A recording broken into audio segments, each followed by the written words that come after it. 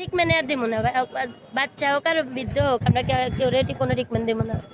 ডাক্তাররা ওই যে কালকে রাত্রে, কালকে নাকি গন্ডগোল হয়েছে, রুগীর লোকেরা ডাক্তারে নার্সেরা মারছে, নার্সেরা কোনো ট্রিটমেন্ট দিতে চায় না। আমি লক্ষ্মীপুর থেকে আসছি, রায়পুর লক্ষ্মীপুর থেকে। হ্যাঁ, আমরা তো অসহায়, আমি বলছি। স্যারে বলতেছে যে যান যান আপনারা বেরিয়ে যান, আমরা কোনো ট্রিটমেন্ট দেবো না, বেরিয়ে যান। ওদের GI9-এর আকিব স্যার, সেলিম স্যার, ওনারা আকিব স্যার, সেলিম স্যার, ওনারা বলছে GI9 আউটডোরে, GI9 তিনতলায়।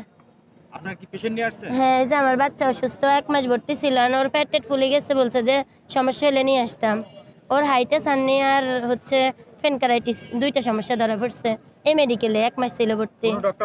না, এখন ডাক্তার আছে কিন্তু ওনারা ট্রিটমেন্ট দিবে না। GI9 ছিল, রুম থেকে আমাদেরকে বের করে দিচ্ছে। ওনারা বলতেছে আমরা কোনো ট্রিটমেন্ট দিব না, আমাদের গায়ে কেন হাত তুলছে, এরকম কথা বলছে। নরমাল রোগী আপনার কিডনি